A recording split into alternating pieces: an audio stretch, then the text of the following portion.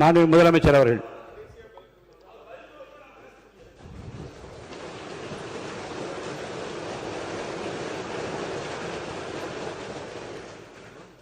மாண்புமிகு பேரவைத் தலைவர் அவர்களே, காவிரி விவகாரத்தில் எதிர்கட்சி சில விவரங்களை கேட்டிருக்கிறாங்க. காவிரி நமக்கு உயிர் ஆதாரம், நம்மளோட உணர்வு ரீதியான ஒன்று.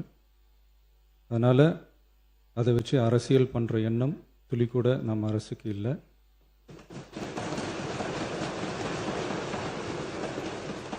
அதுக்கான அவசியமும் இல்லை. மேகதாது விவகாரத்தில் நாம் எல்லாரும் சேர்ந்து தான் தீர்மானம் போட்டோம். அதை நேர்முக கடிதமாக மாண்புமிகு பிரதமர் அவர்களுக்கும் அனுப்பி வச்சிருக்கிறோம். அதோடு நாம் அப்படியே இருந்துடல.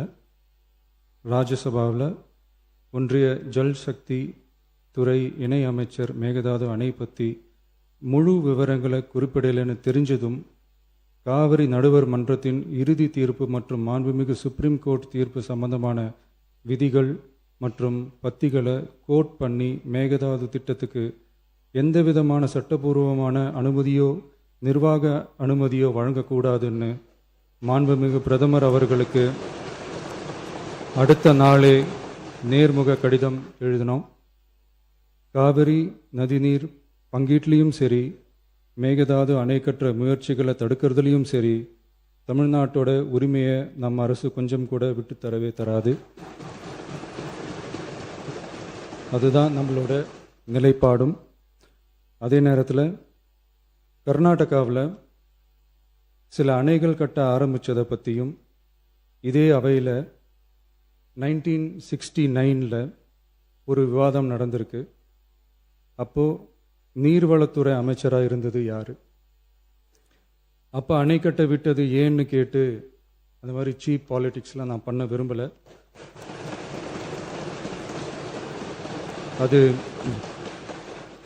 அது நம்ம நோக்கமும் இல்லை.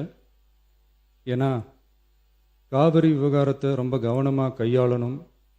எந்த கட்சி ஆளுகிறது, எந்த கட்சிக்கு பெருமை, யாருக்கு பெருமைன்னெலாம் பார்க்கக்கூடாது. இது தமிழக மக்களுடைய பிரச்சனை அப்படின்னு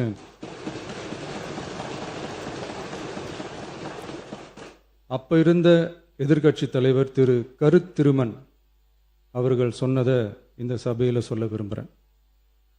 காவிரி பிரச்சனையில் சம்பந்தப்பட்ட 2 மாநிலங்களும் ஒன்றிய அரசும் உட்கார்ந்து முடிவெடுக்கணும்னு 1969 இந்த சபையில் பேசியிருக்கிறாங்க. அதுக்கப்புறம் நிலைமை வேறு மாதிரியெல்லாம் போயிடுச்சுன்னும் நம்ம எல்லாருக்குமே தெரிஞ்சது தான். சட்டப்படி இந்த பிரச்சனையை அணுகிறதுல நாம் உறுதியாக இருக்கிறோம், அதில் மாற்றமே இல்லை. இருந்தாலும் ஒரு அட்டெம்ப்ட் எடுத்து பார்க்கலாம்னு தோணுனது தான் அந்த பெங்களூர் விசிட். அப்படி ஒரு விசிட் பற்றி ஃபஸ்ட்டு யோசித்து கேட்டதும் நான் தான். நாம் பெங்களூர் போக நினச்சதை பற்றி பல ஒப்பீனியன்ஸ் வந்துச்சு. நாம் போக நினச்சதுக்கு காரணம், ஒருவேளை இந்த பிரச்சனை தீர்க்கறதுக்கான ஒரு பாசிட்டிவ் சைன் கிடைச்சா நல்லா இருக்குமேன்னு ஒரு எண்ணத்தில் தான். இன்றைய காலத்தில் பகை நாடுகளை பேசி தீர்க்க பார்க்குறாங்க, பக்கத்து மாநிலத்தோட பேசி பார்த்தா என்னன்னு நினச்சேன்.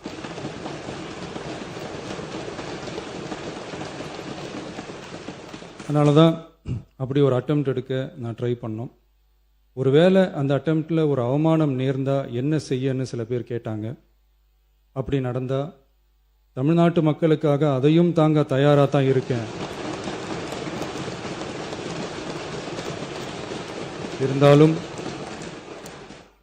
இருந்தாலும் நம்ம மேலே அன்பு காட்டின அத்தனை பேருக்கும் என்னோட நன்றிகள். இந்த காவிரி விவகாரம் பற்றி மாண்புமிகு நீர்வளத்துறை அமைச்சர் அவர்கள் உரிய விளக்கம் அளிப்பார். அதே மாதிரி காவிரி பிரச்சனையால் பாதிக்கப்பட்ட விவசாயிகளுக்கான அந்த இன்சூரன்ஸ் ப்ரீமியம் அரசே கட்டுறதை பற்றி கேட்டிருந்தாங்க. அதுக்கான விரிவான பதிலை மாண்புமிகு விவசாய அமைச்சர் அவர்கள் தருவார். அப்புறம் இந்த குறுவை சாகுபடிக்கு அந்த நிவாரண தொகுப்பு பற்றி எதிர்கட்சியிலேருந்து கேட்டிருந்தாங்க. அந்த குறுவை சாகுபடிக்கு அந்த நிவாரணம் ஏற்கனவே கொடுத்தாச்சு, வழங்கியாச்சு. இது அரசியலே நாங்கள் தான் அப்படின்னு சொல்லிக்கிறவங்களுக்கு இது எப்படி தெரியாமல் போச்சுன்னு எனக்கு தெரியல.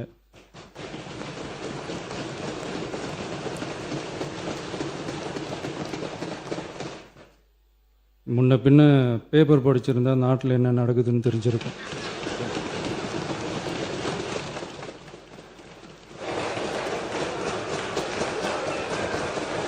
மாண்புமிகு